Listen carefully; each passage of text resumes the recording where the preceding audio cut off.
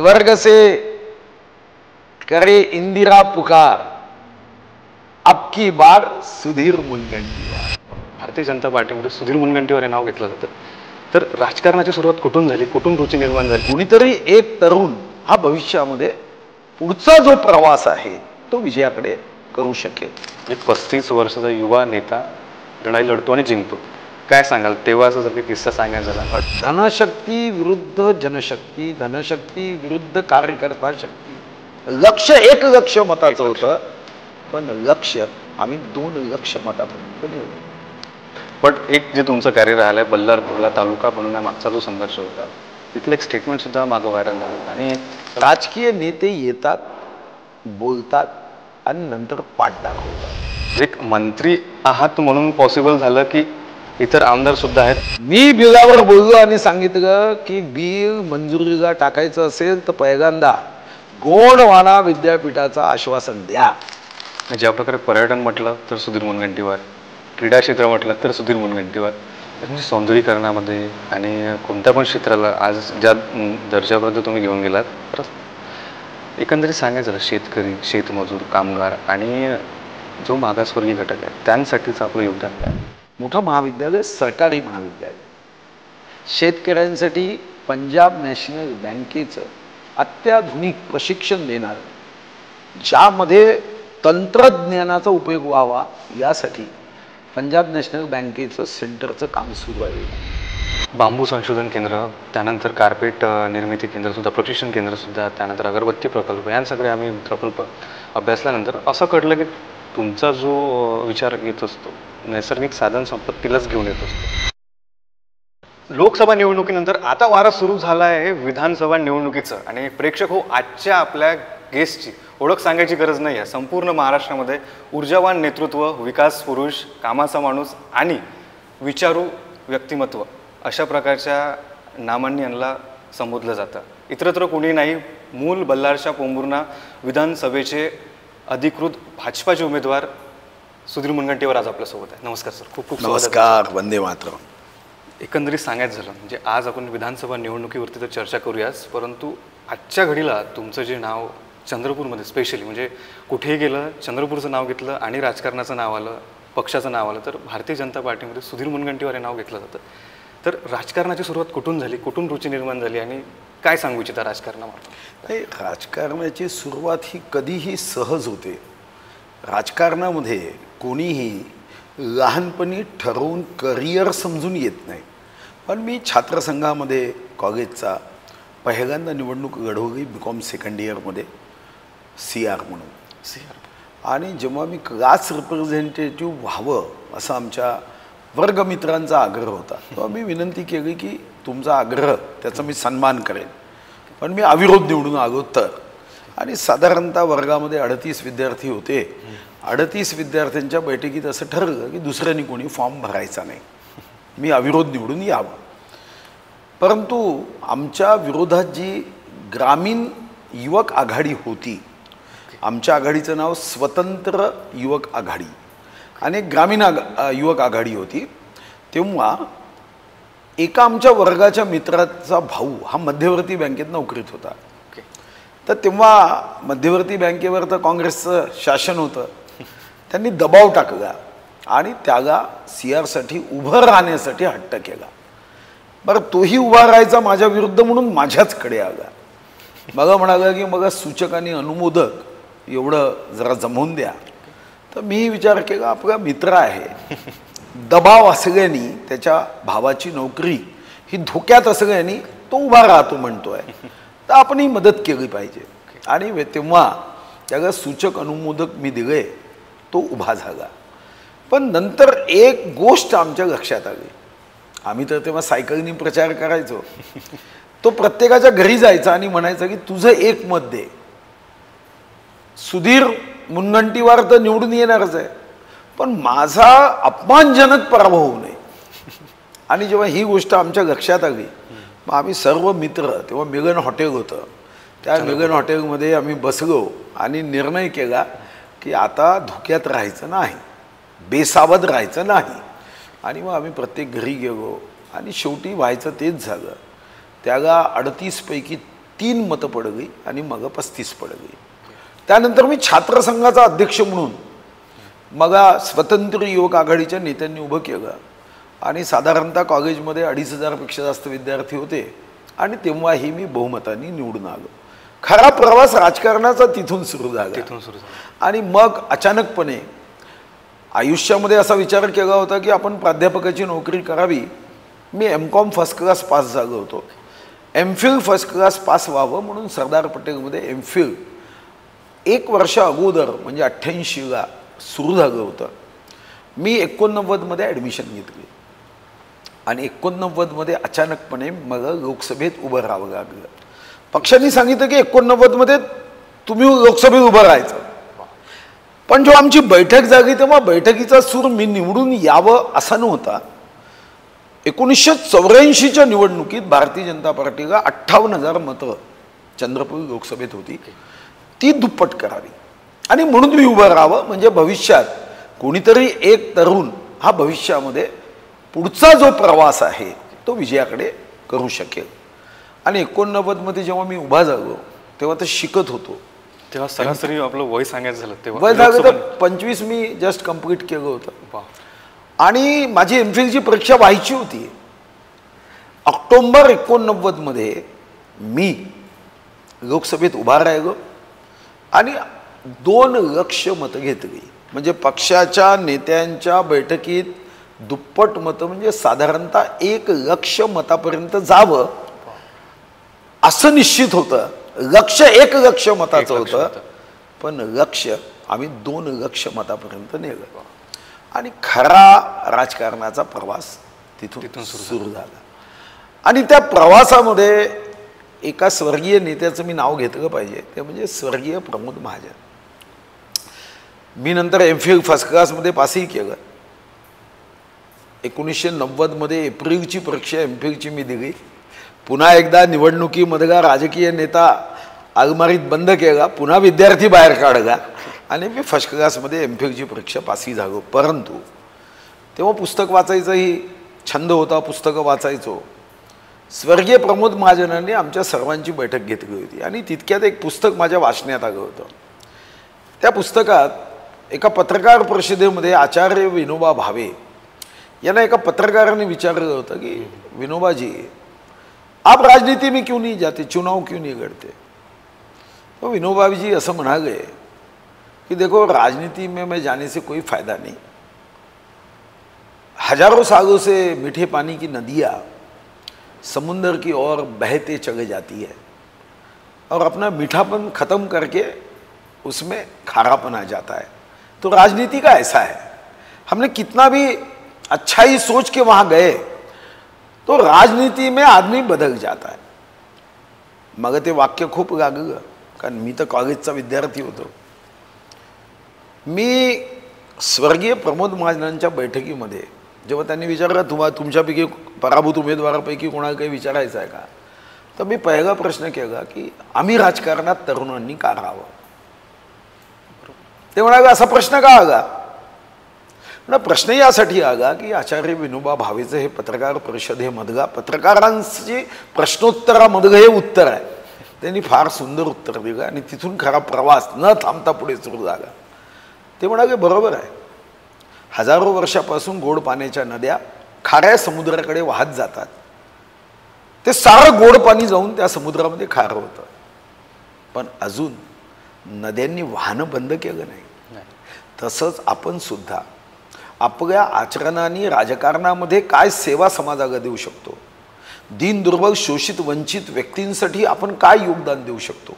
शेवटी जगात कोणाचं कोणापासूनही अडत नाही. पाषाण युगात काहीच नव्हतं तरी मनुष्य जगतच होता आणि म्हणून ते असं म्हणाले की आम्ही समाजाला काय देऊ शकतो. आज ज्या काही गोष्टीचा आम्ही उपभोग घेतो त्या कोणीतरी निर्माण केल्या, कोणीतरी तपश्चर्या केली, कोणीतरी कष्ट केलेत, मेहनत केली, तेव्हा शोध लागले. आणि म्हणून तिथून मग खरा माझा राजकारणाचा प्रवास सुरू झाला. 89च्या नंतर मी 90ची लोकसभा लढवली. पण मला वाटते की लोकसभा मेरी किस्मत में तू नहीं शायद असं साधारणतः लोकसभेच्या निवडणुकीचं दिसतं. 95ला मी विधानसभेची निवडणूक लढवली. आणि तेव्हा विदर्भात हायेस्ट मतांनी निवडून आलो आणि तो 6दा मी पुन्हा जनतेने आशीर्वाद दिला. अखंड प्रवास 6 टर्मचा माझा आहे. आता ही 7वी टर्म मी लढतोय. चंद्रपूर विधानसभेसाठी तुम्ही पहिल्यांदा आमदारकी लढवली आणि जिंकला. म्हणजे 35 वर्षाचा युवा नेता लढाई लढतो आणि जिंकतो. काय सांगाल तेव्हाचा जर काही किस्सा सांगायचा झाला, अडचणींचा काळ, संघर्ष, काय संघर्ष? नाही, तेव्हा कार्यकर्ता हा पक्षाचा आत्माच होता. राजकारणामध्ये प्रत्येक कार्यकर्ता ज्या द्वेषाने, ज्या शक्तीने, ज्या ऊर्जेने काम करायचा, ती खरी पक्षाची आमच्या शक्ती होती. आणि तेव्हा साधारणतः काँग्रेसच्या विरोधात घडताना धनशक्ती विरुद्ध जनशक्ती, धनशक्ती विरुद्ध कार्यकर्ता शक्ती. मग अजूनही आठवतं की बगारशाच्या पेपर मिलच्या लांब गचक भिंतीवर कोणीतरी तेव्हा वॉल पेंटिंग केली होती. तेव्हा स्वर्ग से करे इंदिरा पुकार, अब की बार सुधीर मुनगंटीवार. हे वाक्य तेव्हा कोणीतरी भिंतीवर लिहिलं होतं. आणि तेव्हा साधारणतः वॉल पेंटिंग करण्याची पद्धत होती. आता ती बंद झाली. मग निवडणूक आयोगाचे अनेक निर्बंध आलेत. पण मला आठवतं की मी 80च्या कालावधीमध्ये जेव्हा कार्यकर्ता म्हणून माझा प्रवास होता, तेव्हाही मी श्री चंदनसिंग चंदेल यांच्या निवडणुकीत एक त्यांनी आम्हाला खटारा ॲम्बॅसिडर दिली होती, स्पीकर होते, आणि त्याच्यावर मी चंदन भैया चंदेलचा प्रचार करायचो. युवा जनशक्ती की बुलंदाबाद चंदनसिंग चंदेल. आणि अनेकदा वॉल पेंटिंग, रात्री पेंटिंग तर मी करत नव्हतो कारण माझे अक्षर चांगले नव्हते, पण उभं राहून जे पेंटर्स असायचे, पेंटिंग करणारे कार्यकर्ते असायचे, त्यांना प्रोत्साहन देण्याचं काम तेव्हा केलं. आणि मग अजूनही आठवतं की 1984मध्ये एक शेतकरी मोर्चा होता, एक दिंडी होती. तेव्हा आम्ही 5 कार्यकर्ते सायकलनी नागपूर गेलो होतो. सायकल चंद्रपूरवरून सायकलनी त्या मोर्चामध्ये आम्ही नागपूर गेलो होतो. आणि एक एक कार्यकर्ता जोडल्या गेल्या. अनेक आंदोलन व्हायचे. कधी चेतना रॅली व्हायची, कधी राम जन्मभूमीच्या संदर्भातलं आंदोलन व्हायचं, कधी जी काही ढाचा आहे तो पाडण्यासाठी तेव्हा मी कारसेवेत गेलो होतो, शिलापूजनामध्ये गेलो. आणि इथून मग एक एक कार्यकर्ता जोडल्या गेला. ती तरुणांची फौज सोबत आली आणि तिथून खरं तर निवडणुकीचा विजयाचा, आणि विजयाचा याचा अर्थ की जनसेवेचा प्रवास सुरू झाला. आणि एका गोष्टीबद्दल मी नेहमी आग्रही असायचो की जनतेने निवडून दिलं तर जनतेची सेवा करण्यामध्ये कधीही मागे हटू नये. आणि मग पहिल्याच टर्ममध्ये तेव्हा विधानसभेमध्ये तात्कालिक राज्यपाल स्वर्गीय अलेक्झांडर व तेव्हाचे मुख्यमंत्री स्वर्गीय विलासराव देशमुख यांनी बेस्ट MLA, उत्तम आमदार, आदर्श आमदार म्हणून मग पुरस्कार दिला होता. पहिल्याच टर्ममध्ये मग पुरस्कार मिळाला. एवढी मी संसदीय आयुध वापरली. आणि मग अजूनही विधानसभेच्या रेकॉर्डमध्ये बघाल तर असे अनेक आमदार असायचे की जेव्हा मी एखाद्या विषयावर तर्क मांडायचो किंवा त्याची अतिशय शास्त्रशुद्ध आकडेवारी द्यायचो तर कितीतरी आमदार मग एवढा पाठिंबा द्यायचे. मला आठवतं की कळमनुरीचे एक नाईक म्हणून डाव्या विचारसरणीचे आमदार होते. माझं भाषण झाल्यानंतर ते अक्षरशः रडगेत की म्हणाले की मुनगंटीवारांनी सत्य परिस्थिती सांगितली. आज असणारी जी सामाजिक परिस्थिती आहे त्याचं वर्णन त्यांनी केलं. मग आठवतं पालघरच्या एका मनीषाताई म्हणून आमदार होत्या, त्यांनी तर इतकं सुंदर भाषण तेव्हा माझं झाल्यानंतर माझ्या भाषणाला माझा भाषणाचा संदर्भ घेऊन मग पाठिंबा दिला. तर अशा अनेक प्रसंग आहे की माझ्या विधानसभेच्या कामकाजामध्ये पक्षभेद कधीच नसायचा, फक्त राज्यहित असायचं, समाजहित असायचं. मग अजूनही आठवतं की जयंतराव आवळे सामाजिक न्याय मंत्री होते आणि समाज कल्याण मंत्री म्हणून मी मातंग समाजाची अर्धा तास चर्चा उपस्थित केली. जयंतराव आवळे स्वतः मातंग, आणि जेव्हा मातंग समाजावर मी अर्धा तास चर्चा उपस्थित करून मातंग समाजाच्या समस्या मांडल्या, त्यांच्या उत्तराच्या भाषणात त्यांनी पहिला प्रश्न बघा केला, तुम्ही जातीने काय मातंग आहात? मी म्हटलं नाही. ते म्हणाले मग मातंग समाजाची एवढी माहिती तुम्हाला कशी काय? आणि मग त्यांनी सकारात्मक उत्तर दिली. आणि मग आठवतं की तेव्हा मग मातंग समाजासाठी आयोगसुद्धा बसवलं, 10 कोटी रुपये आयोगासाठी दिले. अशा अनेक विषय विधिमंडळातून मांडण्याची संधी ती मला मिळाली, जनतेचा आवाज बुलंद करण्याची संधी मला मिळाली आणि त्यातून नंतर खूप पुरस्कार मला प्राप्त झाले. एकंदरीत सांगायचं झालं म्हणजे तुम्ही आमदार बनल्यानंतर बरीचशी कार्य आहेत, आज ते कदाचित असंख्य म्हणली तरी चालेल, पण एक जे तुमचं कार्य राहिलं आहे बल्लारपूरला तालुका बनवण्यामागचा जो संघर्ष होता तिथलं एक स्टेटमेंटसुद्धा मागं व्हायरल झालं होतं आणि त्या किस्सावरनं जे तुमचं कणखर नेतृत्व होतं ते समोर आलं लोकांच्या मते मतदारसंघात. काय सांगाल? काय किस्सा? साधारणतः मला एका गोष्टीबद्दल नेहमी खंत वाटायची की राजकीय नेत्यांबद्दल जनतेच्या मनामध्ये अनास्था आहे, अविश्वास आहे. राजकीय नेते येतात, बोलतात आणि नंतर पाठ दाखवतात.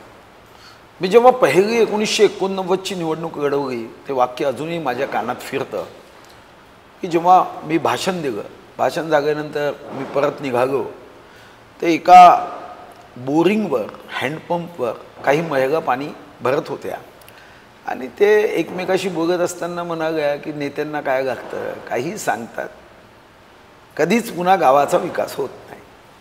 ते आजही माझ्या कानात फिरतं. आणि 95मध्ये जेव्हा मी बगारशामध्ये मतदारांशी संवाद करण्यासाठी जायचो, सभा करण्यासाठी जायचो, तेव्हा एक प्रश्न प्रामुख्याने यायचा, कारण बगारशा तहसील होऊच शकत नव्हती. 11 किलोमीटरवर राजुरा आणि 15 किलोमीटरवर चंद्रपूर अशा 2 तहसील आणि बगारशाला जर तहसील करायची तर गावं कोणती जोडायची? आजही बगारशा अतिशय छोटी तहसील आहे, छोटी तहसील, फक्त 29 गाव आहे. पण मी भावनिक होतो, आजही भावनिक आहे. आणि जेव्हा मोठ्या प्रमाणावर लोक म्हणायचे की काँग्रेसने अनेक जाहीरनाम्यामध्ये आश्वासन दिलं की आम्ही बगारशा तहसील करू, पण गेल्या 3 निवडणुकीच्या 15 वर्षातल्या आश्वासनानंतर सुद्धा पूर्ती झाली नाही, आश्वासन पूर्ण झालं नाही. मला काय वाटलं माहीत नाही. मी शपथ घेतली, जाहीर प्रतिज्ञा घेतली आणि नुसतं प्रतिज्ञा घेतली नाही, नगर परिषदच्या समोर एक बोर्ड गावला होता आणि त्या बोर्डावर लिहिलं होतं की मी जर बगारशा तहसील निवडून आल्यावर करू शकलो नाही तर मी आयुष्यामध्ये पुन्हा कधीच विधानसभेची किंवा कोणतीही निवडणूक लढवणार नाही. काही लोकांना थट्टा वाटली, नेत्यांच्याबद्दल एक भावच असतो. मी निवडूनही आलो. मग निवडून आल्यानंतर जेव्हा मी संघर्षाला सुरुवात केली तेव्हा विभागाने पूर्ण नकार घंटा, कारण विभागाला माहीत होतं की ही तहसील होऊच शकत नाही. महसूल विभागाने फाईलवर पूर्ण निगेटिव्ह केलं, फुल निगेटिव्ह, की 29 गावाची तहसील कदापिही कधीही कशीही होऊ शकत नाही. हे अतिशय स्पष्टपणे फाईलमध्ये त्यांनी लिहिलं. पण मीही तेवढाच मागे लागतो. मग मी विधिमंडळात सांसदीय आयुधांचा उपयोग सुरू केला. मग अभ्यास सुरू केला की राज्यामध्ये ज्या तहसीली आहे त्याच्यामध्ये अशा किती छोट्या तहसीली आहे, ही तहसील करण्याच्या मागचं तर्कशास्त्र काय, अशा गोष्टी मी एकत्रित करायला लागलो. आणि अचानकपणे 1 फरवरी 1999ला मला अचानक एक फोन आला. 1 फरवरीला आला नाही, तो आला मला 30 जानेवारीला 1999. तो फोन होता स्वर्गीय गोपीनाथ मुंडेंचा आणि नारायण राणेंचा की उद्या तुमची शपथ आहे. पहिल्यांदा मग तर धक्काच बसला, कारण आम्ही कधीच विचार केला नाही की पहिल्या टर्ममध्ये कोणी मंत्री होईल. कारण आम्हाला स्वर्गीय प्रमोद महाजनांनी अतिशय स्पष्टपणे सांगितलं होतं की पहिल्या टर्ममध्ये कोणालाही आम्ही मंत्री करणार नाही आणि कोटी शिष्टमंडळ घेऊन आलाच याद राखा पुढची तिकीट देणार नाही. त्यामुळे कोणी जातही नव्हतं. आणि फोन आला की तुम्हाला आम्ही मंत्री करतोय, तर मला वाटतं राज्यमंत्री करतील, पण मला कॅबिनेट मंत्री केलं. मी कॅबिनेट मंत्री तर लागलो, पण मी शपथ घेतली होती. माझ्या मनामध्ये चलबिचल होतं, द्वंद्व होतं. म्हणजे ही माझी शेवटची निवडणूक आहे, कारण अजून तहसील व्हायची आहे. आणि मग चित्रकूट बंगला हा मंत्री म्हणून दिला. पण मी बंगल्यात गेलो नाही, मी मॅजेस्टिक आमदार निवासमध्येच राहिलो. कारण मी मनात विचार केला मी बंगल्यात कशासाठी जाऊ, माझी तहसीलच जागी नाही. आणि नंतर मग नितीन गडकरीजी गोपीनाथजींच्या मागे लागलो. मला आठवतं की आमचे एक कॅबिनेट मंत्री होते, ते तहसील करण्याच्या विरोधात होते. ते म्हणायचे काही कारण नाही, आपण भंडारा गोंदिया केलं, काय फायदा झाला, धुळे नंदुरबार केलं, आपण पराभूत झालो, काही गरज नाही आहे तहसील करण्याची. पण गडकरीजींचं माझ्यावर प्रेम होतं, स्वर्गीय गोपीनाथ मुंडेंचंही खूप प्रेम होतं. विशेष बाब म्हणून काही तहसील करण्याचा निर्णय झाला आणि बरोबर 13 मेला माझ्या बगारशा तहसीलची घोषणा झाली. आणि आज तर मी अभिमानाने सांगू शकतो, तहसील तर जागीच, पण 2013मध्ये जेव्हा श्री पृथ्वीराज चव्हाण माजी मुख्यमंत्री, तेव्हाचे मुख्यमंत्री, यांनी एक निर्णय केला की 2 तहसीलचं आम्ही एक SDO कार्यालय, उपविभागीय अधिकारी कार्यालय करावं. मी तर विधानसभेत बोलत असं काही नाही, साधारणतः सरकार कोणाचीही असेल तर माझ्या मागणीला साधारणतः नकार कोणी देत नव्हते. आणि मी तेव्हा पृथ्वीराज चव्हाणजीच्या मागे लागलो की मला SDO कार्यालय पाहिजे. तेव्हा ही नकारात्मक फाईल आली. त्या फाईलमध्ये नकारात्मकपणे लिहिलं गेलं होतं की एका तहसीलचं एक SDO कार्यालय होत नाही, छोटी तहसील आहे. पण पृथ्वीराज चव्हाणांनी तेव्हा विशेष बाब म्हणून त्याच्यावर शिरा मारला आणि माझी तहसील तेव्हा झाली. तहसीलची SDO कार्यालयाचा प्रवास सुरू झाला आणि उपविभागीय अधिकारी कार्यालय बगारशामध्ये आहे. आज तहसीलदारही बसतो आणि SDOही बसतो. एकंदरीत पाहायचं झालं तर तुमची जी विधानसभा आहे म्हणजे मूल बल्हारच्या पोंभुर्णा विधानसभा सर्वाधिक विकसित विधानसभा म्हणायला हरकत नाही. कारण ज्या प्रकारे इथील रस्ते, इन्फ्रास्ट्रक्चर आणि पर्यटन स्थळांची वावा तसेच धार्मिक क्षेत्रेसुद्धा तुम्ही उदयास आणली मोठी मोठी. काय सांगू इच्छिता? हे म्हणजे एक मंत्री आहात म्हणून पॉसिबल झालं की इतर आमदार सुद्धा आहेत परिसरामध्ये? नाही, मी आमदार असताना सुद्धा अनेक कामं केली. मी आमदार असताना अनेक कामं केली. मी आमदार होतो तेव्हा गोंडवाना विद्यापीठाला जन्म दिला. आमदार असताना, कारण विधिमंडळाची सर्व आयुधं वापरणं, क्षणोक्षणी त्या आयुधांचा समर्पक उपयोग करणं. मला अजूनही आठवतं की गोंडवाना विद्यापीठाचा जन्म का झाला तर 2003-04मध्ये माननीय सुशीलकुमार शिंदेजी मुख्यमंत्री झाले आणि त्यांनी सोलापूर जिल्ह्याचं 81 महाविद्यालयाचं स्वतंत्र विद्यापीठ केलं. तोपर्यंत नवीन विद्यापीठ करण्याच्या बाबतीमध्ये जी काही धोरण होतं त्या धोरणानुसार ते काही आपलं विद्यापीठ नागपूर विद्यापीठाचं विभाजन करायला तयार नव्हते. म्हणजे आत्ताचं राष्ट्रसंत तुकडोजी महाराज नागपूर विद्यापीठ 450च्या वरती महाविद्यालय असून सुद्धा साधारणतः या संदर्भात UGC असं म्हणतं की 150 महाविद्यालय असेल तर एक विद्यापीठ केलं पाहिजे. पण दुर्दैवाने आमचं सरकार काही तयार होत नव्हतं आणि त्यांनी एक चूक, सोलापूर विद्यापीठ जेव्हा केलं तेव्हा विधिमंडळात त्या बिघागा मी माझ्या विद्यापीठाच्या मागणीवरचं भाषण केलं आणि साधारणतः बिल जेव्हा विधानसभेत मांडलं जातं तेव्हा सत्तारूढ पक्षाचाच विजय होतो, कारण संख्या त्यांची जास्त असते. पण अशासकीय शासकीय बिलाचं एक वैशिष्ट्य आहे की तेव्हा सत्तारूढ पक्षाचे आमदार, कारण ते सारे बिल सायंकाळच्या वेळी येतात, ते संख्येने कमी असतात, म्हणजे 3-4 लोकांच्या वरती राहत नाही.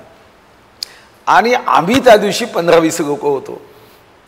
मी बिलावर बोललो आणि सांगितलं की बिल मंजुरीला टाकायचं असेल तर पहिल्यांदा गोंडवाना विद्यापीठाचं आश्वासन द्या, अन्यथा तुमचं बिल आम्ही इथं फेल करतो. त्यांच्या लक्षात आलं आणि मग त्या मंत्री महोदयांनी सहजपणे सांगून दिलं की ठीक आहे आम्ही एक समिती करू. बस माझी गोंडवाना विद्यापीठाची सुरुवात सुरू झाली. कारण समिती केल्यानंतर मग त्या समितीच्या माध्यमातून एवढ्या बैठका केल्यात आणि गोंडवाना विद्यापीठ, मी तर आमदार होतो, राष्ट्रसंत तुकडोजी महाराजांचं नाव, क्रांतीज्योती सावित्रीबाई फुलेंचं नाव विद्यापीठाला, वैराग्यमूर्ती गाडगेबाबांचं नाव विद्यापीठाला, मी अनेक निर्णय आमदार असताना केले. हे मूळचं स्वर्गीय कंदमवार सभागृह आमदार असताना, बगारशाचं राजे गोंड राजांच्या नावाचं सभागृह मी आमदार असताना, सास्ती ब्रिज आमदार असताना, मी असे 50 सांगू शकतो की मी अशी कामं आमदार असताना केली. कारण मंत्री आमदार यापेक्षा तुम्ही कशा पद्धतीनं संसदीय आयुधांचा पाठपुरावा करता, तुम्ही त्या सर्व गोष्टींचा पाठपुरावा ज्या पद्धतीने कराल त्या पद्धतीने यश येतं. मी मंत्री झालो, मंत्री म्हणून मी पाठपुरावा केला आणि आज 300च्या वरती कामं या जगात पूर्ण केली. जी कामं होऊ शकत नाही अशी कामं मी पूर्ण केली. आज तुम्ही बघा, सैनिक शाळा देशातली सर्वोत्तम सैनिक शाळा, आता SNDT युनिव्हर्सिटी होत आहे. देशामध्ये 7 राज्यामध्ये SNDT युनिव्हर्सिटीचे सेंटर्स आहे. पण त्या व्हाईस चान्सलर मला एकदा नाही 25दा म्हणतात की साहेब असं सेंटर कधीच होणार नाही. आज 600 कोटी रुपयाचं 62 कोर्सेस असणार अप्रतिम सेंटर विथ मुलींच्या वसतिगृहासहित. आणि जे डिझाईन आम्ही केलं, मेडिकल कॉलेज बघा, टाटा कॅन्सर हॉस्पिटल बघा, वन अकादमी बघा, बॉम्बे रिसर्च ट्रेनिंग सेंटर बघा, रेल्वे स्टेशन बघा, बस स्टँड बघा, स्टेडियम बघा. स्टेडियममध्ये आज तुम्ही फुटबॉल स्टेडियम जाऊन बघाल सैनिक शाळेचं, तर त्याला युरोपियन फुटबॉल समूहाने मान्यता दिली. आपले जेवढे स्टेडियम आहे हे आपण अभिमानाने सांगू शकतो की आपल्या सर्व स्टेडियममध्ये, महाराष्ट्रात अनेक स्टेडियम आहे, बागेवाडी आहे, मुंबई आहे, नाशिक आहे, अनेक ठिकाणी आहे. सिंथेटिक ट्रॅक सर्व ठिकाणी आहे, पण महाराष्ट्रामध्ये स्मार्ट सिंथेटिक ट्रॅक फक्त 3 आहे आणि 3ही चंद्रपूर डिस्ट्रिक्टमध्ये आहे. तुम्ही एअर कंडिशन बॅडमिंटन कोर्ट पाहून या, बागेवाडीमध्ये आहे, तिथं होत आहे. आता आपण वीर बाबूराव शेळमाकेंचं 137 कोटीचं इंटरनॅशनल दर्जाचं स्टेडियम बनवतोय, एअर कंडिशन, फुल एअर कंडिशन. 137 कोटी रुपये खर्च करतोय. 16 एकर जागा आम्हाला माढाने दिली आणि त्या जागेवर मिशन ऑलिम्पिक 2036 या दृष्टीने आपण विचार करतो. आता आपण एक आर्चरी सेंटरचा विचार करतो आणि स्टेडियम किती केलेत मी. चंद्रपूर स्टेडियम बघा, 57 कोटीची मान्यता. बगारशा स्टेडियम अप्रतिम. तुम्ही सैनिक शाळेचं स्टेडियम बघू शकता, पोंभुर्ण्याचं स्टेडियम बघू शकता, मूळचं स्टेडियम बघू शकता. अनेक ठिकाणी आपण केलेलं जिम, जर तुम्ही पोलीस विभागाला जी मी जिम दिली तेव्हा पोलीस महासंचालक आले म्हणाले पूर्ण महाराष्ट्रात एवढी सुंदर जिम नाही. आज मूळला आम्ही जिम केली, पोंभुर्ण्याला जिम केली आणि आता मी तालुका स्तरावर पुन्हा अत्याधुनिक जिम करतोय. कारण शेवटी जिमचं महत्त्व आहे. जर या देशाला पुढे जायचं असेल तर सुदृढ युवक पाहिजे आणि म्हणून मग सुदृढ युवक कुठून, तर जिममधून. आता मी सर्व जिल्ह्यामध्ये भरपूर जिम्स करण्याचा विचार केला आणि त्या दृष्टीने मी प्रयत्न करतोय. तुम्ही बस स्टँड बघा. आता जेव्हा मी चंद्रपूर बस स्टँडचं लोकार्पण केलं तेव्हा एक त्यांचे विभागीय अधिकारी आले, ते भाषणामध्ये भरभरून कौतुक करत. सैनिक शाळेमध्ये ज्यांनी उरी चित्रपट ज्यांच्यावर निघाला, ज्यांनी सर्जिकल स्ट्राईक केले, ते राजेंद्र निंबोळकरजी आले, आता रिटायर्ड झाले. सर्जिकल स्ट्राईक त्यांनी केला होता, त्या उरी चित्रपट त्यांच्यावर निघाला होता. ते स्पष्टपणे भाषणात म्हणाले की मी अनेक मंत्र्यांसोबत काम केलं पण सुधीर भाऊंसारखा माणूस मी कधी पाहिला नाही. किती वेगाने निर्णय होतात. मी 15 महिन्यामध्ये इतकं मोठं सैनिक संकुल उभं केलं. आत्ताही अनेक क्षेत्रात आपण काम करतो, असं एकही क्षेत्र नसेल. आरोग्य, शिक्षण, सिंचन, कृषी, प्रत्येक क्षेत्रामध्ये आपण जीव ओतून काम करतो. आणि म्हणून मला असं वाटतं की लोकांनी मला संधी दिली तर त्या संधीचं मी सोनं केलं, राजकारण केलं नाही, खुर्च्या तोडायचं काम केलं नाही. तर आज मी तर माननीय पंतप्रधान महोदयांचं PMO ऑफिस हे सुद्धा मी बगारशाच्या कास्टपासून बनवतो आहे. माझ्या देशाचा पंतप्रधान हा बगारशाच्या सागवानाच्या खुर्चीवर बसणार आहे. इथपर्यंत आपण पुढे गेलो तर मला व्यक्तिगत रीतीने वाटतं की जनतेची सेवा हे ध्येय आणि माझा जिल्हा इतर जिल्ह्यांच्या पेक्षा काहीतरी वैशिष्ट्यपूर्ण असावा आणि धीरे धीरे तो होतो आहे. आंतरराष्ट्रीय स्तरावरचे पर्यटक आता ताडोब्यात येते. निश्चित तुम्हाला माहीत असेल की आता मी ताडोबा फेस्टिवल केलं तेव्हा जगातल्या कितीतरी त्या त्या देशातल्या सुंदरी आणि 6 विश्वसुंदरी आल्या होत्या. तर मला असं वाटतं की माझा जिल्हा, माझा मतदारसंघ, माझी जनता, याचं कारणही साधा. 1980मध्ये मी कॉलेजचा जेव्हा विद्यार्थी होतो तेव्हा आम्ही काही विद्यार्थी मित्र मुंबईला गेलो. तेव्हाचं विटी स्टेशन, आत्ताचं CS स्टेशन, आम्ही उतरलो आणि तेव्हाच्या विटी स्टेशनवर उतरल्यावर जेव्हा आम्ही टॅक्सीमध्ये बसलो तेव्हा टॅक्सीवाला म्हणाला कहाँ से आहे, तर बोले चांदा से आहे. बोले कहाँ, मध्य प्रदेश में आता है. चांद्याची तशी परिचय होती.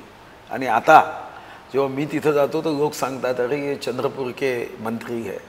तर मला वाटतं की माझ्या जिल्ह्याचं नाव हे गौरवाने घेतलं जावं यासाठी मी प्रयत्न केला आणि धीरे धीरे मला विश्वास आहे की हा जिल्हा राष्ट्रीय स्तरावर निश्चितपणे पुढे जाईल. ज्या प्रकारे पर्यटन म्हटलं तर सुधीर मुनगंटीवार, क्रीडा क्षेत्र म्हटलं तर सुधीर मुनगंटीवार, ह्या संपूर्ण प्रगती मागे जेव्हा तुम्ही मतदारसंघाची चाबी आपल्या हाती घेतली, पोंभुर्णा स्पेशली जो मागासवर्गीय परिसर म्हणून ओळखला जातो, काय अडचणी गेल्या म्हणजे त्याला सुद्धा तुम्ही आज त्या परिस्थितीवर? काही अडचणी म्हणजे शेवटी तो खूपच मागास होता, खूपच होता. पहिलं काम तर त्या ग्रामपंचायतची नगरपंचायत मी केली. आज तुम्ही तिथं जाऊन नगरपंचायतची इमारत बघा. तिथं असणारं तहसील कार्यालय बघा, पंचायत समितीचं कार्यालय बघा, कृषी विभागाचं कार्यालय बघा, तिचे रस्ते बघा, तिचं रेस्ट हाऊस बघा, पिण्याच्या पाण्याच्या योजना बघा, श्री राजराजेश्वर मंदिराचा चेहरामोहरा बदलण्याचं काम बघा, तिथं असणारी लायब्ररी बघा. आत्ता तिथं आम्ही जे ओपन नाट्यगृह केलं ते बघा, ITI बघा, तिथं असणारं स्टेडियम बघा, तिथं असणारं उपविभागीय अधिकाऱ्याचं कार्यालय बघा, तिथं असणारी सब ट्रेझरी बघा.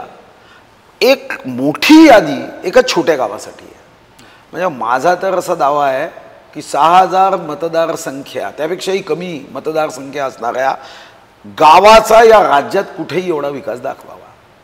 तुम्ही कधी जा, विभाजक आहे, तिथं सर्व आहे. छत्रपती शिवाजी महाराजांचा स्टॅच्यू आम्ही केला आहे. आम्ही असं कोणतंही गाव नाही. मी एकदा सहज मला आठवतं की चंद्रपूर कलेक्टर ऑफिसचं बसस्टँडच्या चौकामध्ये आम्ही उभे होतो. ते एका मित्रांनी माझ्या आठवणीत आणून दिलं, भाऊ तुम्हाला माहिती आहे का? म्हणजे काय? हे बसस्टँड तुम्ही केलं, हे ॲटो रिक्षा स्टँड तुम्ही केलं, हे उद्योग जे DICचं कार्यालय आहे ते तुम्ही केलं, नियोजन भवन तुम्ही केलं, ट्रेझरी भवन तुम्ही केलं, आता कलेक्टर कार्यालय तुमचं चालू झालं आहे, नवीन न्यायालयासाठी तुम्ही 72 कोटी रुपये मंजूर केले, तुम्ही भगवान वीर बिरसा मुंडाचं चौकसौंदर्यीकरण केलं, तुम्ही रेल्वे स्टेशन केलं, तुम्ही GST भवन इतकं भव्य दिव्य महाराष्ट्राच्या इतरांनी हेवा करावं इतकं भव्य दिव्य GST भवन केलं, तिथं असणारे आदिवासी 2 मोठे हॉस्टेल तुम्ही केलं. तो लांबगचं यादी सांगायला लागलं तेव्हा माझ्या लक्षात आलं की मी खरंच किती कामं केली आहे. जनतेच्या सेवेसाठी फक्त एका चौकात उभं राहिलो. त्यामुळे कामं तर 300च्या वरती आपण केली, मोठी कामं. म्हणजे सौंदर्यीकरणामध्ये आणि कोणत्या पण क्षेत्राला आज ज्या दर्जापर्यंत तुम्ही घेऊन गेलात, खरंच एकंदरीत सांगायचं झालं शेतकरी, शेतमजूर, कामगार आणि जो मागासवर्गीय घटक आहे त्यांसाठीचं आपलं योगदान काय? खूप मोठं योगदान आहे. शेतकऱ्यांसाठी मी सोमनाथमध्ये महाविद्यालय आणलं. सोमनाथमध्ये मोठं महाविद्यालय, सरकारी महाविद्यालय. शेतकऱ्यांसाठी पंजाब नॅशनल बँकेचं अत्याधुनिक प्रशिक्षण देणारं, ज्यामध्ये तंत्रज्ञानाचा उपयोग व्हावा यासाठी पंजाब नॅशनल बँकेचं सेंटरचं काम सुरू आहे वेगाने. शेतकऱ्यांचा थेट माल विकता यावा म्हणून आत्ता भूमिपूजन केलं, 80 कोटी रुपये मंजूर केले. तिथं बाजारहाट आहे बचत गट आणि शेतकऱ्यांसाठी. यासोबतच शेतकऱ्यांसाठी गोडाऊन्स आहे, 15 कोटीचं प्रशिक्षणाचं सभागृह आहे, तिथं आपण फूड कोर्ट करतो आहे.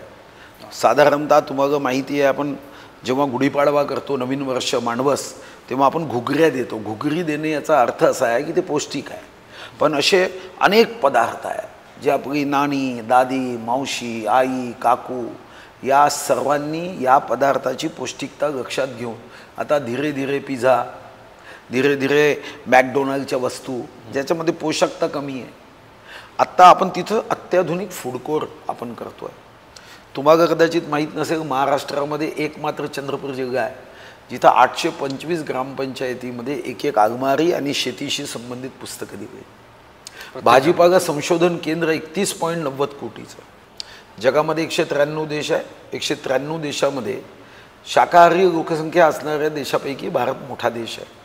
पण अजूनही पर कॅपिटा भाजीपाल्याचं सेवन आपल्या देशामध्ये कमी आहे. याचं कारण की भाजीपाल्याचं उत्पादन आपल्याला वाढवावं लागेल, नवीन नवीन प्रयोग करावे लागेल. चीनमध्ये भाजीपाल्याच्या संदर्भामध्ये इतकं संशोधन होतं, आम्ही अजून केलं नाही. मी आत्ता 31 कोटी 90 लाखाचा भाजीपाला संशोधन केंद्र करतो आहे. शेतीच्या संदर्भात 5003 किलोमीटरचे पांदन रस्ते पूर्ण देशात कोणी विचार केला नाही. आम्ही 5003 किलोमीटरचे पांदन रस्ते करतो आहे. तुम्ही जिल्हा कृषी अधिकाऱ्याचं कार्यालय कधी जाऊन बघा, तुमच्या लक्षात येईल. टाटासोबत आपण 90 गावांमध्ये शेतीची उत्पादकता वाढवण्याच्या दृष्टीने आपण काम केलं. BVG सोबत काही प्रयोग आपण या ठिकाणी शेतकऱ्यांसाठी आपण मुद्दाम केले.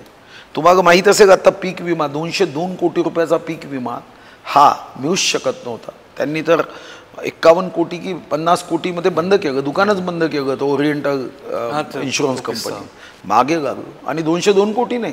आत्ता पुन्हा मी साधारणतः 32,000 पेक्षा जास्त शेतकऱ्यांना ज्यांचे सारे फॉर्म रिजेक्ट झाले तेही मी मदत करण्याचा प्रयत्न करतो आहे. सिंचनाच्या असंख्य सोयी केल्या. माझ्या मतदारसंघात तर धडक सिंचन विहीर जो मागे त्यागा जेव्हा योजना आली तेव्हा अर्ज अनेक होते. मी जाऊन विशेष बाब केली, धडक सिंचन विहिरी केलं. आमच्याकडच्या माझी मालगुजारी तगावागा 2 कोटी 1 कोटी असे वर्षा गायचे. मी एका झटक्यात 150 कोटी रुपये दिले. आणि माझी मालगुजारी तगावाचं नूतनीकरण, त्याच्या संदर्भामध्ये दुरुस्ती आणि त्याचं खोलीकरण, या तिन्ही गोष्टीला पैसे दिले. आणि पुढच्या कार्यकाळात याच्यावर मी सूक्ष्म लक्ष देण्याचा निर्णय केला.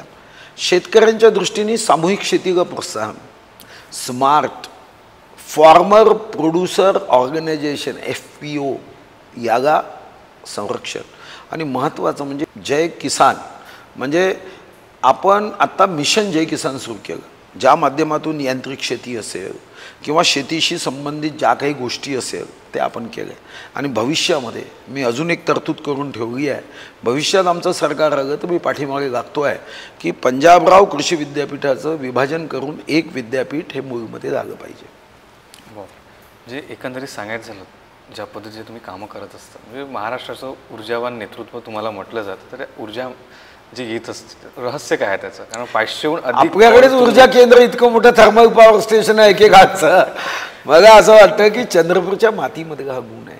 तुम्हाला माहीत असेल की चंद्रपूरचं वैशिष्ट्य काय, तर तुम्हालाही माहीत आहे की जगातले सर्वात जास्त वाघ. चंद्रपूरचं वैशिष्ट्य काय, तर जेव्हा 9 ऑगस्टला चले जाओ क्विट इंडिया अंग्रेजो भागो हे आंदोलन सुरू झालं, तेव्हा कन्याकुमारीपासून काश्मीरपर्यंत आणि कामरूपपासून कच्छपर्यंत पहिला युनियन जॅक जर खालती आला आणि तिरंगा फडकला तो 16 ऑगस्ट 1942 चिमूरमध्ये चंद्रपूर जिल्ह्यात. राष्ट्रसंत तुकडोजी महाराजांनी आपले खंजिरी भजन सुरू केलं. झाड झडूगे शस्त्र बनेंगे भक्त बनेगी सेना. तुम्ही विचार करा, पत्थर सारे बॉम्ब बनेंगे म्हणत त्यांनी काय क्रांतीची मशाल पेटवली. तुमच्यापैकी अनेकांना कदाचित हे माहीत नसेल की जेव्हा स्वर्गीय यशवंतराव चव्हाण हे हिमालयाच्या मदतीला जाऊन गेले, तेव्हा सह्याद्रीच्या मदतीला ज्या मतदारसंघाचं मी प्रतिनिधित्व करतो त्या मतदारसंघाचे कर्मवीर स्वर्गीय मासा कन्नमवार धावून गेले. आणि तेव्हा भारत चीनचं युद्ध सुरू होतं. आणि पंडित नेहरूंनी आवाहन केलं की सुवर्णदान करा. सर्वात जास्त देशामध्ये सुवर्णदान करणारा हा माझा चंद्रपूर जिल्हा, तुमचा चंद्रपूर जिल्हा. स्वर्गीय बाबा आमटे यांनी भारत जोडो सेवेचा मंत्र दिला.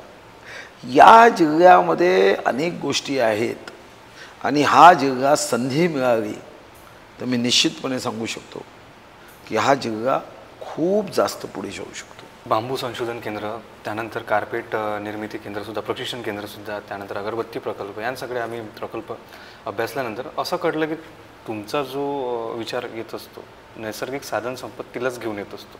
म्हणजे बांबू असो, कार्पेट निर्मिती केंद्र, तेथील महिलांना घेऊन, तेथील कलांना घेऊन, काय सांगाल? कारण फ्युचरिस्टिक मी पर्यावरणावर काम करतोच हे तर निश्चितच आहे. आणि म्हणून मला काही विषयांमध्ये पर्यावरणाच्या संदर्भात काही गिनीज वर्ल्ड रेकॉर्ड मग प्राप्त झाला. मला 4 लिम्का रेकॉर्ड प्राप्त झाले. देशामध्ये सर्वात जास्त ग्रीन कव्हर करणारं राज्य म्हणून 2550 स्क्वेअर किलोमीटरनी. आत्ता आपण नवीन कल्पना मांडली, कारण एक गोष्ट माझ्या लक्षात आली की आपल्याकडे वनसंपत्ती मोठी आहे. आणि प्रभू रामाच्या अयोध्येच्या मंदिराला आपण सारं काष्ट पाठवलं. देशाचं संसद भवन जे लोकशाहीचं मंदिर आहे तिचा प्रत्येक लाकडी दरवाजा आपल्या बगरशाच्या काष्टापासून, सागवानापासून तयार झाला. आणि आता तर PMO ऑफिस हे आपण इथून लाकूड पाठवून प्रत्येक गोष्ट करणार आहे. म्हणजे पंतप्रधानसुद्धा आपल्या काष्टाच्या खुर्चीवर बसणार आहे नव्हे. जगातले जेवढे द्विपक्षीय राष्ट्रप्रमुख बैठकीसाठी येईल तो हॉलही आपण करतो आहे. PMO ऑफिसमध्ये जे कॅबिनेटचा हॉल बनतो आहे, प्रत्येक देशाचा मंत्री बसेल तर बगरशाच्या खुर्चीवर बसेल. मग माझ्या लक्षात आलं जर आमचं टीक एवढं महत्त्वाचं आहे तर मी आत्ता ताडाळीमध्ये 10 एकर जागा FIDCच्या माध्यमातून घेतली आहे. फॉरेस्ट इंडस्ट्रियल डेव्हलपमेंट कॉर्पोरेशन FDCMच्या माध्यमातून आम्ही करतो आहे. आणि मग विश्वास आहे की धीरे धीरे आज जोधपूर ज्यांचं स्वतःचं फार चांगलं लाकूड नाही आहे ते आयात करतात. आमचं लाकूड तर डेहराडूनच्या वूड रिसर्च सेंटरनी सर्वोत्कृष्ट टीक म्हटलं. चंद्रपूरचं लाकूड चंद्रपूरचं, बगारशाचं, गडचिरोलीचं. आणि म्हणून 10 एकरमध्ये आम्ही अत्याधुनिक यंत्रणा उभी करतो आहे. कॅम्प्युटरमध्ये डिझाईन टाका, तुम्हाला जसं पाहिजे तसं फर्निचर तयार होईल. याचा फायदा शेकडो तरुणांना होणार आहे. एक आमचं मोठं मार्केट या निमित्ताने तयार होईल. मग आपण आता वनौषधीवर आपण काही गोष्टी करतो आहे, रान भाजीवर आपण काही गोष्टी करतो आहे. आणि हे करत असताना जसं सांगितलं, अगरबत्ती उद्योग केला, टूथपिक केलं, कार्पेट केलं. कार्पेटमध्ये आत्ता मूळचं अतिशय मोठं सेंटर होतं आहे.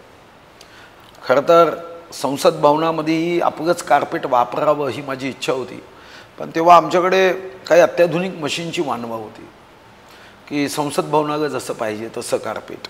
पण आत्ता मी जे मूळचं सेंटर करतो आहे ते मी अत्याधुनिक करतो. मूळचं कार्पेट मूळमध्ये आत्ता बांधकाम सुरू आहे, ते अत्याधुनिक करतो आहे. आणि मला विश्वास आहे की तो दिवस दूर नाही. आत्ता PMO हाऊसमध्ये माझं लाकूड आहे, पण माझंच कार्पेट तिथं जाईल. आणि एवढंच मी केलं नाही. काही विरोधकांना माहीत नाही, समज कमी असते किंवा काही लोक येडाबनके पेढा खातात. मी मूळचा आमदार व्हायच्या अगोदर मूळ MIDCमध्ये एकही उद्योग नव्हता, एकही नव्हतं. मी मी तुम्हाला मुद्दाम वाचून दाखवीन आणि त्याच्या कारणाने इतरांनाही जाईल. मी पहिला इंडस्ट्री आणली GR कृष्णा फेरो अगाईड 2011मध्ये 410 कोटीची गुंतवणूक केली. दुसरी 2012 ग्रेटा एनर्जी 600 कोटी. 2014मध्ये मी मंत्री झालो. मग तिथून पुन्हा वेगाने सुरू झाली राजुरा स्टील अगाई प्रायव्हेट लिमिटेड 114 कोटी. मग सुरू केलं कार्निवल इंडस्ट्रीज 176 कोटी. GR Krishna ferro Chintamani fabrication 740 कोटी. मग चिंतामणी फॅब्रिकेशन 350 कोटी. दीनानाथ अगाईज स्टील मॅन्युफॅक्चरिंग 160 कोटी. भाग्यलक्ष्मी मेटर 452 कोटी 50 लाख. सॉईगान 65 कोटी. आज त्या MIDCमध्ये जागा राहिली नाही. आणि आता माझं पुढचं फ्युचर प्लॅन आहे. माझ्या 2-3 बैठका झाल्या. मी मार्च महिन्यात निवडणूक लोकसभेची घोषित व्हायच्या अगोदर एक ॲडव्हान्टेज चंद्रपूर घेतलं. 75,000 कोटी रुपयाचं इन्व्हेस्टमेंटचे MOU केले आहे. आणि मी आता त्यांच्याशी माझ्या काही बैठकाही झाल्या. मित्तल ग्रुप 40,000 कोटीचं इन्व्हेस्टमेंट पुंबुर्ण्यामध्ये 5,000 एकरमध्ये करायला तयार आहे. त्या दृष्टीने आपण 40,000 कोटीचं इन्व्हेस्टमेंट जर आपण करण्यामध्ये यशस्वी झालो तर मी तुम्हाला विश्वासाने सांगतो या देशातली सर्वात मोठी इंडस्ट्री असेल. देशातली चंद्रपूरमध्ये 20,000 लोक डायरेक्ट तिथं सर्व्हिसला लागतील आणि 80,000 लोक मग कोणी ट्रक चालवत आहे, कोणी गाड्या चालवत आहे, कोणी अनेक तिथं कॉलनीज बनतील, किराणा आहे, बाकी गोष्टी आहे. चित्र बदलेल.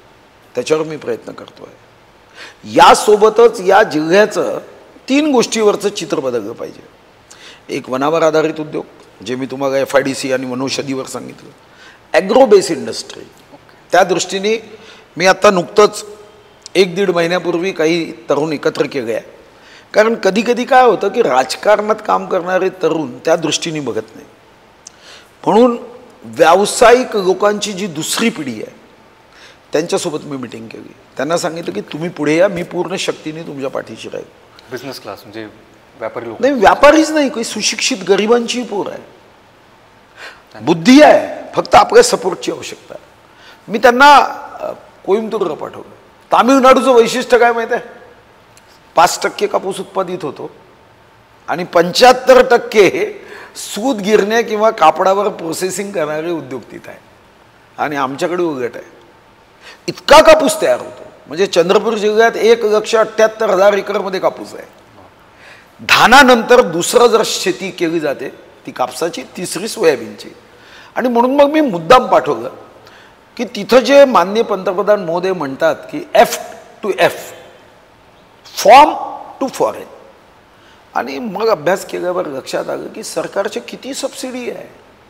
म्हणजे कोइंबतूरमध्ये त्या साऱ्या इंडस्ट्रीज 165 कोटीच्या दरम्यान आहे. आणि माझे अतिशय जवळचे मित्र आहे चंद्रकांत दादा पाटील, त्यांच्यासोबत मग मी मीटिंग केली. ते तर फार प्रेम करतात. मला माहिती आहे की माझी कोणतीही फाईल ते कधीच नाकारणार नाही. 165 कोटीला सरकारचं तेवढंच अनुदान आहे. म्हणजे तुम्ही फक्त हिंमत करायची आहे, अंतर्मनामध्ये उद्योग करण्याचा निर्णय करायचा आहे. मग मुख्यमंत्र्यांनी काही योजना घोषित केल्या. आता या सर्वांना इंटिग्रेट करायचं आणि कृषी, वन, खनिज संपदा या 3 गोष्टीवर आधारित मोठे उद्योग इथं आले पाहिजे. आणि त्या दृष्टीने त्यांना त्रास होणार नाही याची काळजी घ्यावी लागते. कारण उद्योगाला ज्या आवश्यक गरजा असतात त्या गरजाची पूर्तता करावी लागते.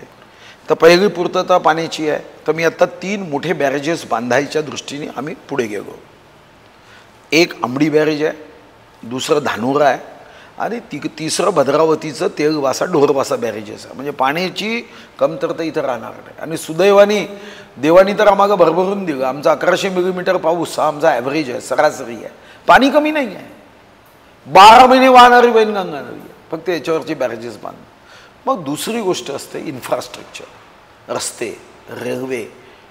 आता रस्ते, रेल्वेसुद्धा तुम्हाला माहिती आहे की मी आल्यानंतर या 10 वर्षात कितीतरी हायवेज केले. आज तुम्ही माझ्या मतदारसंघात ग्रामीण विभागाचे रस्ते बघा, तेही उत्तम आहे. आता शेतरस्तेही करतो आहे. म्हणजे आज अशी अवस्था आहे की जेव्हा बजेटची प्लेट बनवली जाते तेव्हा माझ्या क्षेत्रामध्ये रस्ते कोणते घ्यायचे याच्यावर खूप डिस्कशन करावं लागतं. कारण इतके कमी आहे.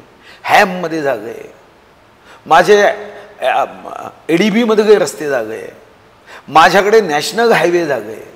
आणि तुम्ही छोट्या छोट्या गावात जाणारे रस्ते बघा. आता काही शिल्लक आहे ते या बजेटमध्ये काही घेतलं आहे आणि पुढे पुन्हा आले की माझे रस्ते संपून जाईल, शेतरस्ते संपून जाईल. शेतरस्ते आले आपण 3 ते 4 वर्षाचा कार्यक्रम केला आहे की शेतरस्ते झाले पाहिजे अनेक ठिकाणी. म्हणजे तुम्ही तर काही गावांमध्ये गेले तर मी इतके शेतरस्ते केले, हे कधीच होऊ शकत नव्हतं.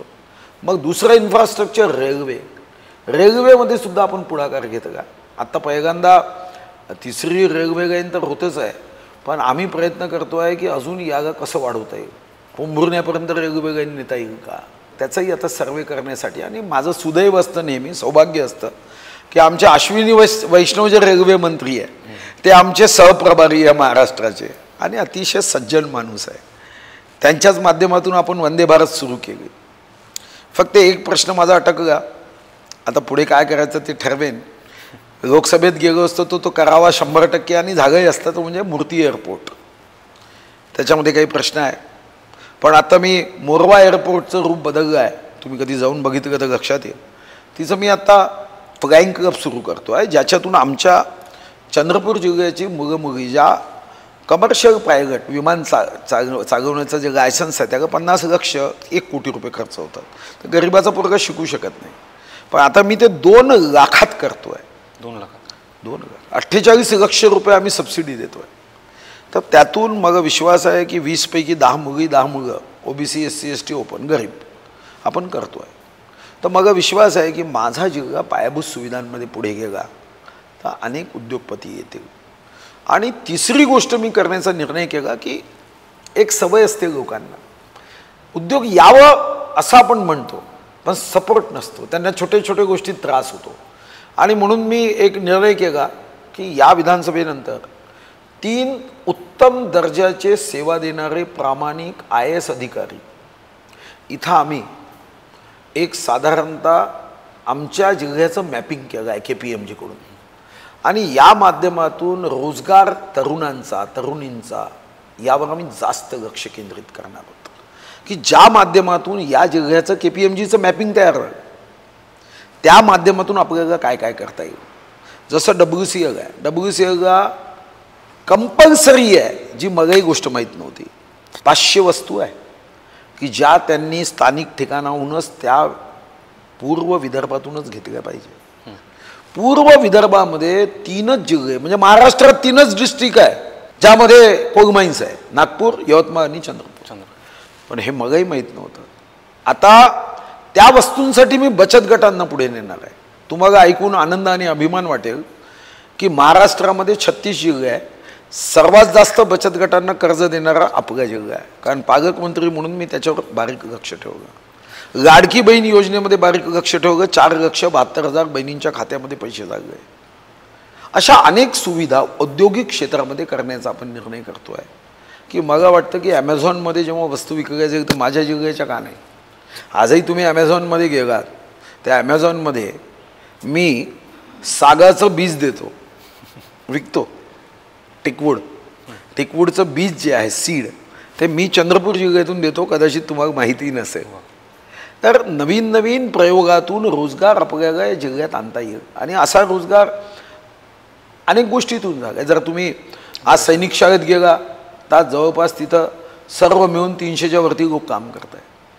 तुम्ही जर बॉटनिकल गार्डनमध्ये गेला तर 400च्या आसपास लोक तिथं काम करत आहे. आत्ता जर तुम्ही मेडिकल कॉलेजच्या कामासाठी गेलात, शेकडोनी काम करताय. तुम्ही कॅन्सर हॉस्पिटल बघितलं, अप्रतिम कॅन्सर हॉस्पिटल आहे. वन अकादमीमध्ये अनेक लोक काम करतात, बांबू रिसर्चमध्ये काम करतात. तर साधारणतः सर्व बाबतीतला रोजगार हा लोकांना कसं देता येईल, आणि या दृष्टीने एक मोठा प्लॅन हा माझा तयार आहे. मी काही इतर राजकीय नेत्यांसारखा नाही. आणि सुदैवाने मला एका गोष्टीचा आनंद आणि अभिमान आहे की मी इतक्या गोष्टी केल्या. ठीक आहे, काही लोकांचा स्वभाव असतो विरोधाला विरोध करणे. ते कधी तर्कावर आधारित आपल्या जिल्ह्याचा गौरव वाढगा त्याचंही त्यांना पोट दुखतं. स्वतःपाशी कोणताही प्लॅन नसतो आणि ते काही करूही शकणार नाही. आजपर्यंतच्या इतिहासामध्ये आजही काँग्रेसचे नेते जेव्हा माझ्याशी फोनवर चर्चा करतात तेव्हा म्हणतात की हे तुम्हीच करू शकता. आणि म्हणून माझा विश्वास आहे की एक इमॅजिनेशन करणं. आता याचं कारणही आहे की मी मन लावून काम करतो. अनेक लोक निवडून आलेत, मग त्यांनी 5 वर्षात काय केलं याचा हिशोब त्यांना देता देता नाकी नव येतो. पण मी तर एका मिनिटात हिशोब देऊ शकतो. एवढं काम मी केलं.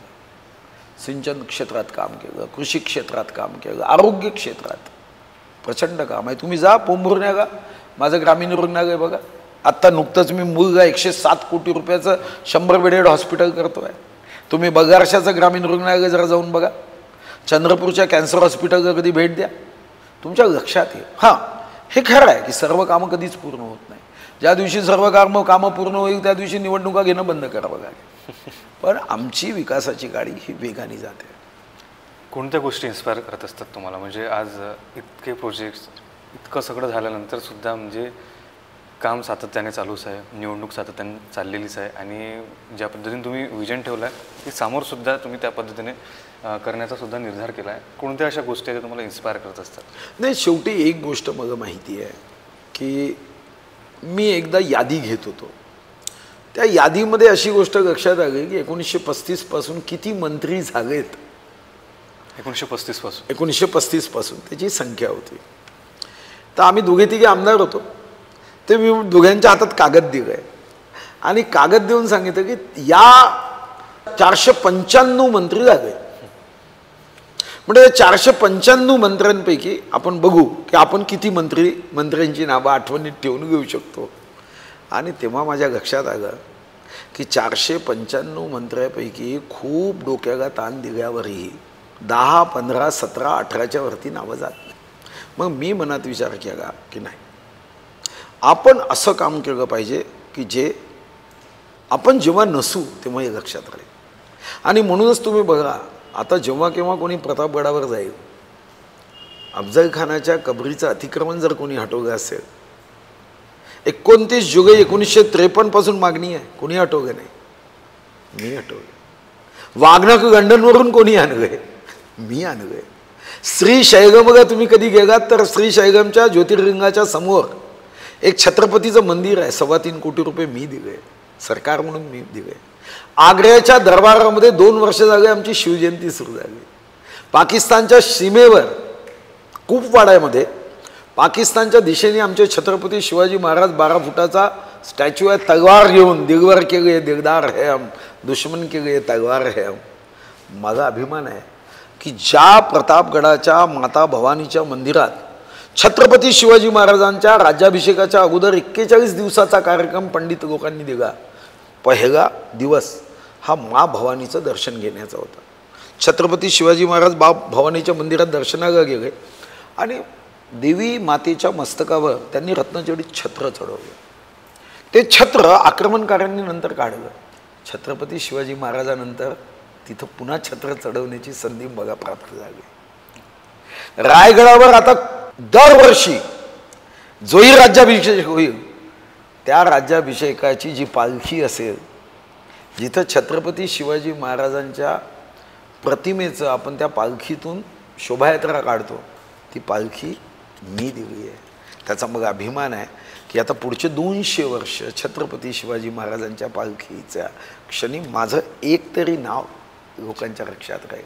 प्रभू रामाच्या मंदिरात आपण काष्ट दिलं, संसद भवन आपण काष्ट दिलं, PMO ऑफिस आपण करतोय. रतन टाटा गेल्यानंतर अनेकांनी दुःख व्यक्त केलं, पण रतन टाटाच्या माध्यमातून कोणताही संबंध नसताना मी कॅन्सर हॉस्पिटल आणलं. जेव्हा एखादा सैनिक देशाच्या सीमेचं रक्षण करेल आणि त्याला कोणी पत्रकार विचारेल कहाँ से पढ़ के आए हो, तो सांगेल मैं चंद्रपूर से पढ़ के आया हूँ, तो मला अभिमान वाटेल. जेव्हा एखाद्या विमानात एखाद्यानी कॉकपिटमधून निघणाऱ्या बाहेर पायलटला विचारलं कुठून आलात, चंद्रपूरहून आला. कुठून लायसन्स घेतलं, सुधीर मुनगंटीवार यांनी फ्लाइंग क्लब केला. आणि म्हणून माझी ऊर्जा ती आहे की शेवटी प्रत्येकाला कधी ना कधी पदावरून मुक्त व्हायचं आहे, पण त्याच्यानंतर 20 वर्ष 25 वर्ष 50 वर्ष आपल्या कामाचं आठवण आणि स्मरण कोणीतरी ठेवलं पाहिजे. आज महाराष्ट्रामध्ये तुम्ही कधी पंढरपूर जा, पंढरपूरमध्ये वारकरी भगवान विठ्ठलाचं दर्शन घेतातच, पण मी तिथं तुळशी वृंदावन तयार केलं. लोक जातात, तुळशी वृंदावनात जातात, भगवान विठ्ठलाचं दर्शन घेतात. मी तिथं संकीर्तन सभागृह, मल्टिप्लेक्स थिएटर अनेकांना माहिती आहे, 4 पडद्याची मल्टिप्लेक्स, 5 पडद्याची मल्टिप्लेक्स, पण कोणी देशात असा विचार केला नाही की एकाच वेळी 5 कीर्तन प्रवचन अध्यात्मावर प्रबोधन असं मल्टिप्लेक्स संकीर्तन सभागृह असेल. मी बांधलं, शेवटच्या टप्प्यात आहे. 65 कोटीचं होतं, आता थोडेसे पैसे वाढले, पण मी तिथं बांधलं. तुम्ही कधी घृष्णेश्वरचा ज्योतिर्लिंग आहे, आणि घृष्णेश्वरचा संबंध तुम्हाला माहिती आहे की छत्रपतींचे पिताश्री हे घृष्णेश्वरचे ज्योतिर्लिंग आहे. आज तिथं जा, मी तिथं महादेव वन उभं केलं, रुद्राक्षाची झाडं आहे. छत्रपती शिवाजी महाराजांचं शिखर शिंगणापूर हे आजही छत्रपती शिवाजी महाराजांच्या वंशजाचा मालकीचं आहे. मी तिथे एकदा गेलो, बेलपत्र मागितलं, मग 3च बेलपत्र दिलं. म्हणलं अरे आमच्याकडे 108 वाहण्याची पद्धत आहे. ते म्हणाले हे शिखर आहे, इथं बेगाची झाडं नाही आहे जास्त, आम्हाला 3 पान म्हणजे खूप होतात. त्या दिवशी मी संकल्प केला, आज तिथं 1200 बेगाची झाडं आहे, 12 फूट 10 फूट 11 फूट. आणि तुम्ही कधी तिथं शिखर शिंगणापूरला जा, ते महाराज दर महाशिवरात्रीच्या वेळी माझ्यासाठी आशीर्वाद मागतात. ते म्हणतात की आता गाभारा भरतो, मंदिर छत्रपती शिवाजी महाराजांच्या मालकीचं होतं, आजही छत्रपती उदयनराजे महाराजांच्या मालकीचं आहे. तुम्ही भीमाशंकर जा, ज्या भीमाशंकरला पुण्यश्लोक अहिल्याबाई होळकरांनी भक्तांसाठी विकसित केलं, मी तिथं पैसे दिले. आज 350 पायऱ्या उतराव्या लागायच्या, ज्येष्ठांचा त्रास व्हायचा, उतरायचं पुन्हा वरती यायचं, मी डायरेक्ट रस्ते करून दिले. आता डायरेक्ट मंदिरापर्यंत जाता येतं. मी साधारणतः त्या गावाच्या विकासासाठी अनेक योजना पूर्णत्वास नेल्या. तिथेही मी महादेव वन केलं. मी इतकी कामं केली. तुम्ही कोराडी जा, बावनकुळे साहेबांनी आग्रह केला, मी जगदंब मंदिर पूर्ण पैसे मी वित्त विभागाचा मंत्री म्हणून दिलो. तुम्ही वर्धेला जा, काँग्रेस महात्मा गांधींना मानतात, पण महात्मा गांधींचा वर्धा विकसित कधीही केला नाही. मी 150 कोटी रुपये दिले. जगातला सर्वात मोठा चरखा तिथं आहे. आज तुम्ही जर वर्धेला गेले तर कितीतरी तुम्हाला कामं झालेली दिसतील. अशी मी शेकडोनी कामं सांगू शकतो की जी कामं निश्चितपणे माझं आठवण करून देईल. आणि म्हणूनच कदाचित मी नशीबवान आहे की स्वातंत्र्यानंतर काही व्यक्तिमत्वांवर PhD झाल्या, पण राजकीय नेत्यांवर PhD फक्त 3च झाल्या. या 3 नेत्यांपैकी मी एक आहे की ज्यांनी एका विद्यार्थ्याने माझ्यावर PhD केली. आणि हा योगायोग असा आहे की चंद्रपूर गडचिरोली जिल्ह्यात पहिल्यांदा मानद डिग्री प्राप्त करणारा जर कोणी असेल तर तुम्ही आहे. आजपर्यंत चंद्रपूर गडचिरोलीमध्ये कोणालाही मानद डिग्री इतके नेते झाले, प्राप्त झाले, मी पहिला आहे. आणि म्हणून मला असं वाटतं की कधीतरी या साऱ्या गोष्टी रेकॉर्डमध्ये आठवणीत राहतील, त्याची नोंद व्हावी, हीच कामाची ऊर्जा आहे. नाही, निश्चित. म्हणजे आज जे स्टेटमेंट्स तुम्ही दिले की इन्स्पिरेशन कशावरनं, तर आज हा जो तुमचा इन्स्पिरेशनचा आणि ऊर्जा देणारा हा जो स्रोत आहे, चंद्रपूरच्या प्रत्येक युवा वर्गाला नक्की ऊर्जा देईल. तुम्ही अर्थमंत्रीसुद्धा राहिला आहात, तर तेव्हाचं एखादं कार्य जे अभिमानास्पद वाटतं तुम्हाला आपल्या जिल्ह्यासाठी? नाही, अर्थमंत्री म्हणून तर मी अनेक कामं केलीत, पण मला ज्या गोष्टींची आठवण ही नेहमी येते ती म्हणजे अर्थमंत्री म्हणून मी महिलांसाठी जी कामं केली, निर्णय केले. मग ते व्यवसाय करायची जी मर्यादा आहे, मी हजारो महिला त्या प्रोफेशनल टॅक्सच्या मर्यादेमध्ये ज्या अतिशय कमी ज्यांना पगार असायचे ते काढून टाकल्यात. मी मोठा निर्णय अर्थमंत्री म्हणून केला आणि तो म्हणजे आमच्या राज्यामध्ये एक नियम होता.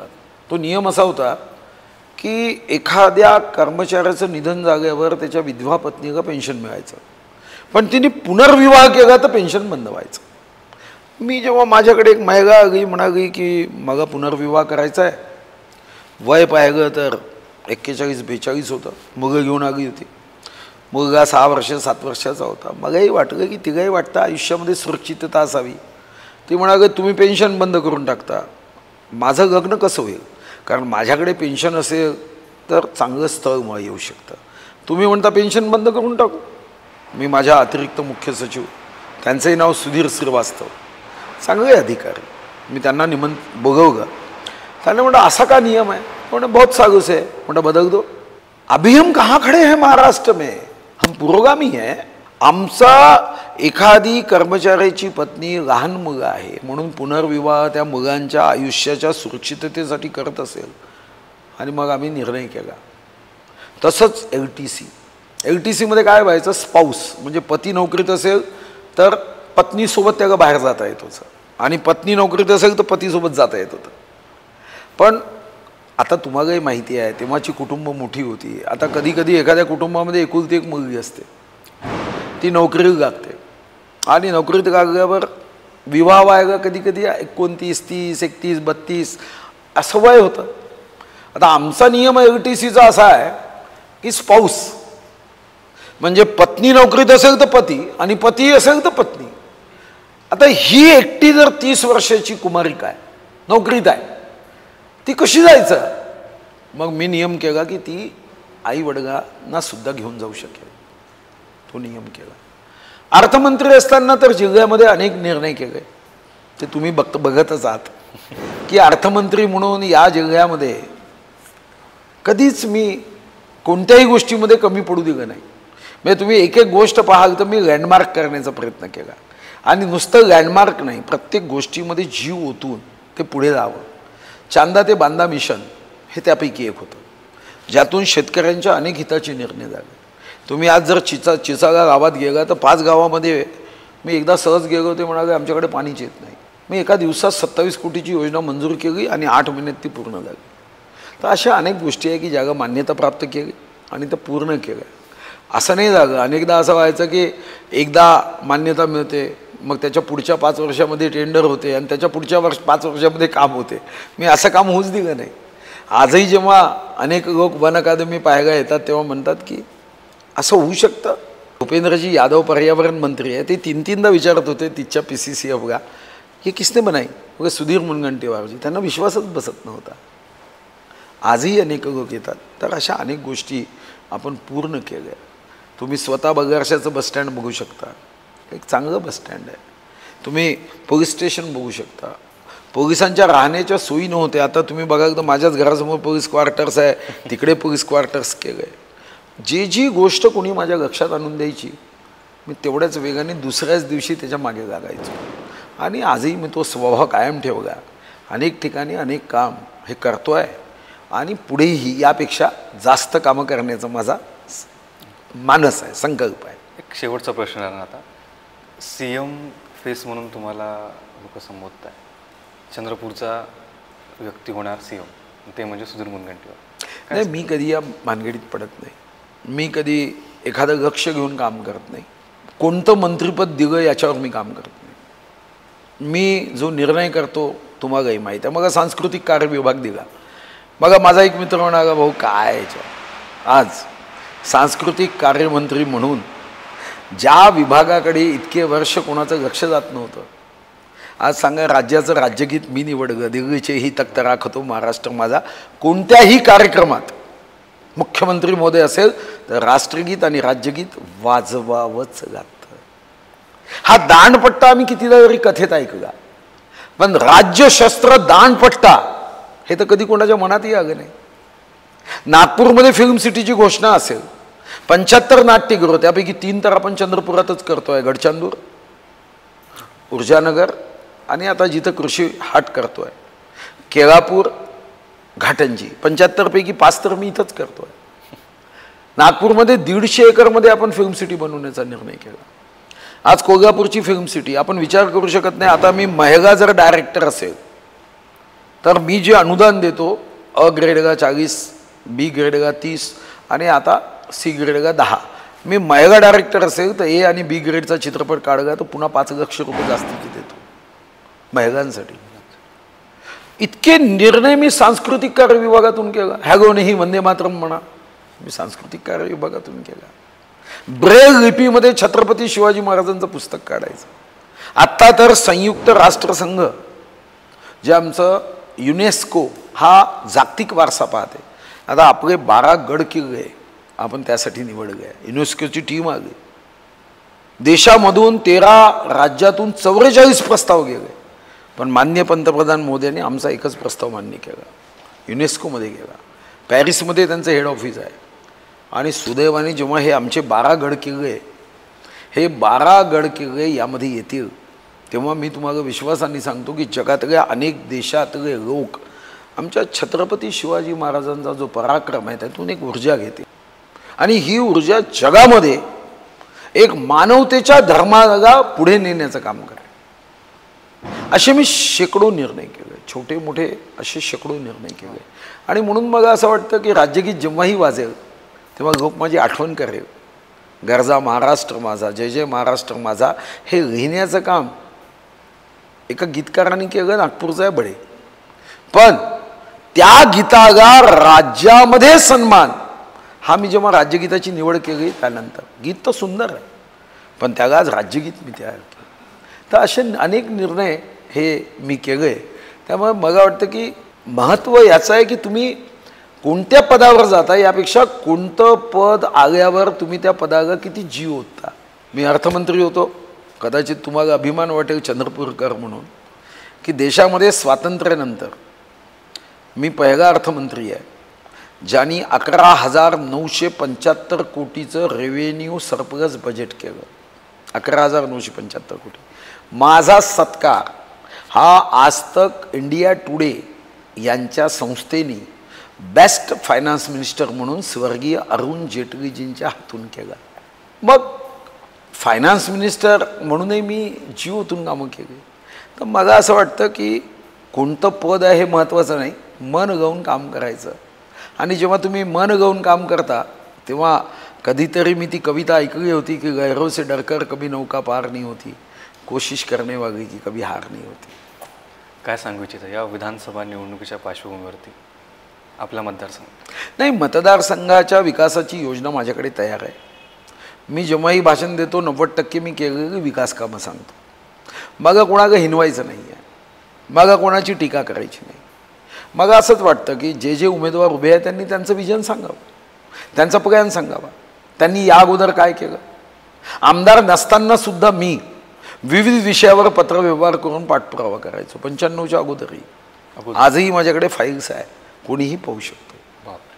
तर मला असं वाटतं की तुम्ही आमदार नव्हता, मान्य, माझ्या विरोधात आमदार होण्यासाठी प्रयत्न करतात, तर तुम्ही काय केलं. जी जी संधी तुम्हाला प्राप्त झाली असेल किंवा संधी जरी प्राप्त झाली नसेल, तुम्ही सामान्य व्यक्ती म्हणूनही काम तर करूच शकता ना. तर तुम्ही नेता म्हणून या क्षेत्रात येण्याच्या अगोदर तुम्ही काय कामं केली तेवढं सांगता येतं आणि तुमचं विजन काय. आता एक गोष्ट खरी आहे, मी आमदार झालो तर मी मंत्री व्हायची शक्यता आहे. बाकी आमदार झालेत माझ्या मतदारसंघातून तर ही शक्यता धुसर असणार आहे. माझं केंद्रात सरकार आहे, उद्या मी केंद्रातून मोठ्या प्रमाणावर निधी ओढून आणू शकतो, मी केंद्राच्या योजना आणू शकतो, व्यक्तिगत योजनेचा फायदा मी करून देऊ शकतो. आणि म्हणून माझं जनतेला एवढंच सांगणं आहे की विचारपूर्वक मतदान करा. बाकी साऱ्या परीक्षांमध्ये 6 महिन्यांनी सप्लिमेंटरी येते, पण या परीक्षेमध्ये 5 वर्ष पश्चात्ताप करावा लागतो. लोकसभेत तुम्ही मला पराभूत केलं, माझं काहीच नुकसान झालं नाही. पण आज पुन्हा जेव्हा तुम्ही तीच कामं घेऊन माझ्याकडे येता आणि सांगता की भाऊ भद्रावती बरोड्यात हे काम करा, तेव्हा मला एका गोष्टीची खंत वाटते. अरे तुम्ही निवडलं ना, मग निवडल्यावर मग माझ्याचकडून पुन्हा काम करावी ही अपेक्षा का करता? बरं ठीक आहे, राज्यस्तरावरची कामं तुम्ही माझ्याकडून करायची अपेक्षा ठेवली, ठीक आहे. पण एका काँग्रेसच्या नेत्यांनी पत्रकार परिषद घेऊन सांगितलं की बगारशा ते मुंबई ट्रेन सुरू झाली पाहिजे. अरे बाबा, तू माझ्या विरोधात प्रचार केला, तू लोकसभेमध्ये काँग्रेसच्या उमेदवाराचा प्रचार केला, आणि गाडी जेव्हा सोडायची असेल तेव्हा तू माझ्याकडून अपेक्षा करतो काही तर जनाची नाही तर मनाची.